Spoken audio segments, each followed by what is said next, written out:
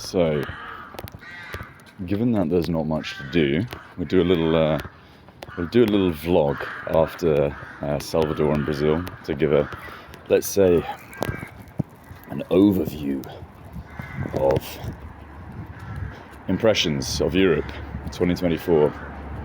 First thing I noticed, what's wrong with this hair? Aside from the vanity, the egoism, the hair things that all men go through.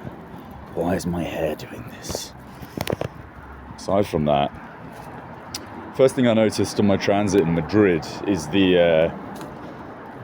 of how it's kind of like the clinical nature of European culture. And it's obviously getting worse because people are being condensed into this, you could say, sphere of influence. So it doesn't matter where you go, regardless of whether it's Switzerland or the United Kingdom or France, etc. People's perspective on life is sponsored by the status quo, the narrative that they provide to people. And this narrative is, it's expansive enough that you can see it pretty much in four corners of the world, irrespective of whether it's, EU or whatever. It's this kind of ethos of standardization, which we've been brought up to believe is the correct approach to life. Thus, one should have the car, the dog, the children, etc. This is very much the approach that people are told is right, is correct, is the kind of absolute pathway. And it's just a form of totalitarianism, of course, and it's the way in which society has been condensed essentially into the smallest possible bubble achievable by those that govern.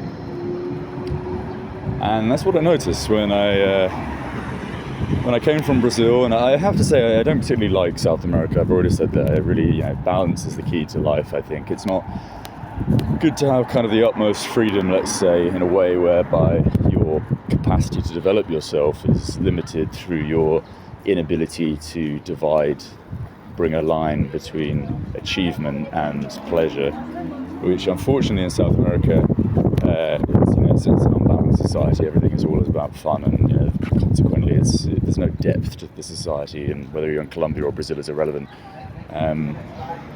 So Europe's becoming the vast opposite of that, the kind of polar opposite, where everything is kind of directed in one kind of chain of events. As I said, the make-up story, the American dream, if you will. So that clinical nature is the thing I noticed the most. And then going to Germany, which of course, stereotypically is the ultimate standardized kind of protocol, where everyone follows the pathway that they're supposed to. And it really is the case in Germany. I really quite detest German culture beyond anything else. And nothing's changed at all. And actually, it's comical because I was joking to myself, I was chuckling to myself about, I knew that Germany would not be Germany because, the importation of migrants is the fundamental kind of desire for now of those that govern. Is liquidate the correct word? Liquefy.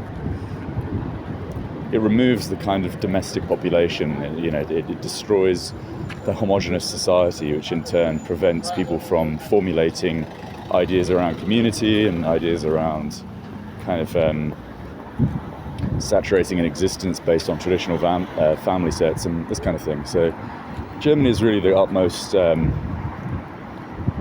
let's say, leader of globalization, which is the most problematic political ideal that you can have in this world. It's a formula not of just the European Union, but super communism and all this kind of stuff. So Germany is really the worst place in the world, and actually only 15% of the country. When you're on the streets and you see the population, the domestic population, irrelevant from the actual statistics, you don't actually see any Germans, of course, in most town centres and most kind of central plazas. You see just migrants everywhere, Syrian migrants, Lebanese, African, whatever. And and as I said, in Germany, I've been robbed 3 times in my life. Every time in Germany, every single time by a non-German. I think that speaks volumes. That's the success of the EU protocol, of course. And you don't see any nationals anymore. And it's not just Germany, of course. It's a sizable proportion of what is deemed the European Union. Mostly Western Europe for now, but of course that will increase elsewhere. And it's very sad, I think. So there we go. We'll leave it at 5 minutes for this vlog. and then I'll continue on later.